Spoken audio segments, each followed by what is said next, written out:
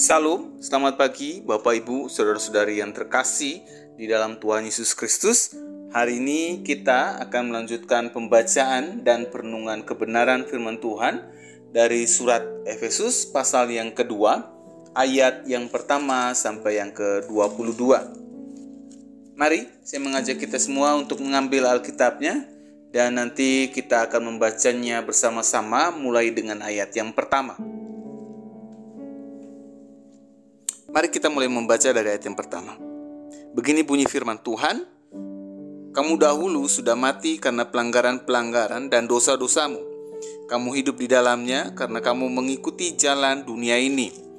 Karena kamu mentaati penguasa kerajaan angkasa, yaitu roh yang sekarang sedang bekerja di antara orang-orang durhaka. Sebenarnya dahulu kami semua juga terhitung di antara mereka, ketika kami hidup di dalam hawa nafsu daging dan menuruti kehendak daging dan pikiran kami yang jahat. Pada dasarnya kami adalah orang-orang yang harus dimurkai, sama seperti mereka yang lain. Tapi Allah yang kaya dengan rahmat, oleh karena kasih-Nya yang besar yang dilimpahkannya kepada kita, telah menghidupkan kita bersama-sama dengan Kristus. Sekalipun kita telah mati oleh kesalahan-kesalahan kita, oleh kasih karunia kamu diselamatkan. Dan di dalam Kristus Yesus Ia telah membangkitkan kita juga dan memberikan tempat bersama-sama dengan Dia di sorga, supaya pada masa yang akan datang Ia menunjukkan kepada kita kekayaan kasih karunia-Nya yang melimpah-limpah sesuai dengan kebaikan-Nya terhadap kita dalam Kristus Yesus. Sebab karena kasih karunia kamu diselamatkan oleh iman. Itu bukan hasil usahamu, tetapi pemberian Allah. Itu bukan hasil pekerjaanmu. Jangan ada orang yang memegahkan diri, karena kita ini buatan Allah, diciptakan dalam Kristus Yesus untuk melakukan pekerjaan baik yang dipersiapkan Allah sebelumnya. Ia mau supaya kita hidup di dalamnya.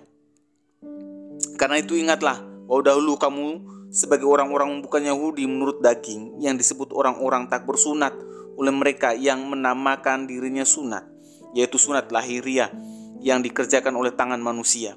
Bahwa waktu itu kamu tanpa Kristus tidak termaksud kewargaan Israel dan tidak mendapat bagian dalam ketentuan-ketentuan yang dijanjikan, tanpa pengharapan dan tanpa Allah di dalam dunia. Tapi sekarang di dalam Kristus Yesus, kamu yang dahulu jauh sudah menjadi dekat oleh darah Kristus. Karena Dialah damai sejahtera kita yang telah mempersatukan kedua pihak dan yang telah merumbuhkan tembok pemisah, yaitu perseteruan. Sebab dengan matinya sebagai manusia, Ia telah membatalkan hukum Taurat dengan segala perintah dan ketentuannya, untuk menciptakan keduanya menjadi satu manusia baru di dalam dirinya, dan dengan itu mengadakan damai sejahtera, dan untuk memperdamaikan keduanya di dalam satu tubuh dengan Allah oleh salib. Dengan melenyapkan perseteruan pada salib itu, Ia datang dan memberitakan damai sejahtera kepada kamu yang jauh dan damai sejahtera kepada mereka yang dekat. Karena oleh Dia kita kedua pihak dalam satu roh beroleh jalan masuk kepada Bapa. Demikianlah kamu bukan lagi orang asing dan pendatang, melainkan kawan sewarga dari orang-orang kudus dan anggota-anggota keluarga Allah, yang dibangun di atas dasar para rasul dan para nabi, dengan Kristus Yesus sebagai batu penjuru. Di dalam Dia tumbuh seluruh bangunan rapi tersusun menjadi bait Allah yang kudus di dalam Tuhan. Dalam Dia kamu juga turut dibangunkan menjadi tempat kediaman Allah di dalam roh. Bapak Ibu, saudara-saudari yang terkasih di dalam Tuhan, renungan hari ini terambil dari surat Efesus pasal 2 ayat 1 sampai yang ke-22. Namun hari ini kita akan coba membahas bersama secara ringkas dari Efesus pasal 2 ayat 1 sampai 10 saja, tentang keselamatan yang diterima oleh umat Tuhan, itu semua karena kasih karunia Allah. Bapak Ibu saudara-saudari yang terkasih di dalam Tuhan Yesus, dalam surat Efesus pasal 2 hari ini berbicara tentang keselamatan oleh anugerah melalui iman kepada Yesus Kristus. Rasul Paulus menjelaskan bahwa semua orang, baik Yahudi maupun non-Yahudi, dapat diselamatkan melalui iman kepada Kristus. Ia juga menekankan pentingnya persatuan dalam tubuh Kristus dan pentingnya hidup yang kudus. Dalam Efesus pasal 2 ayat 1 sampai 10 yang kita renungkan hari ini, secara ringkas bahwa ada dua hal penting yang dikemukakan Paulus. Yang pertama, kalimat sebab karena kasih karunia kamu diselamatkan oleh iman. menjelaskan bahwa manusia dahulu mati karena dosa-dosanya. Karena kasih karunia Allah, kita dihidupkan melalui kematian dan kebangkitan Kristus, sehingga beroleh keselamatan dalam iman kepada Yesus Kristus. Yang kedua, kalimat itu bukan hasil usahamu, tetapi pemberian Allah, menjelaskan kepada kita bahwa tidak ada alasan apapun bagi kita untuk menyombongkan diri, sebab keselamatan itu semata-mata pekerjaan dan anugerah Allah. Menerima kasih karunia Allah tidak berarti kita dapat hidup terus-menerus dalam hawa nafsu duniawi, menurut kehendak daging dan pikiran yang jahat.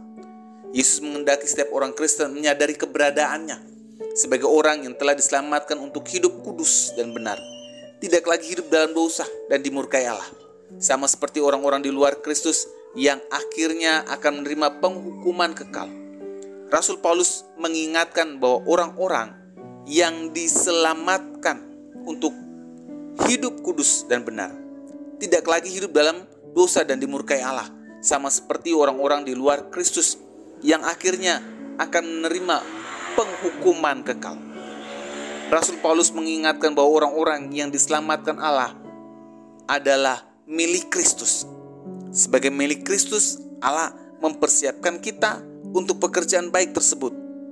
Itulah tujuan Allah, menjadikan kita miliknya. Segala kebaikan yang telah diterima akan diteruskan kepada orang lain supaya mereka mengalami kebaikan Tuhan.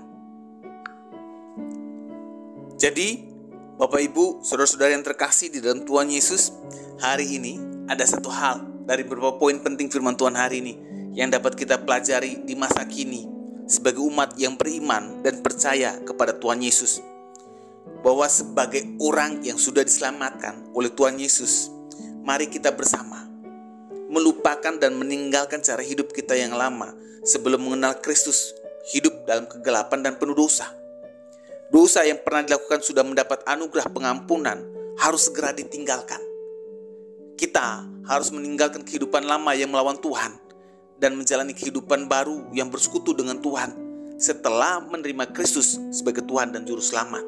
Sederhananya, setiap pribadi yang sudah menerima Yesus Kristus, dirinya adalah ciptaan baru. Yang lama sudah berlalu, sesungguhnya yang baru sudah datang. Contohnya, kalau dulu sebelum mengenal Kristus, hidupnya selalu marah-marah. Sekarang setelah mengenal Kristus, harus ramah. Kalau dulu sebelum mengenal Kristus, hidupnya pelit, kikir. Sekarang setelah mengenal Kristus, hidupnya harus murah hati. Kalau dulu sebelum mengenal Kristus, hidupnya penuh dengan menggerutu dan ngedumel.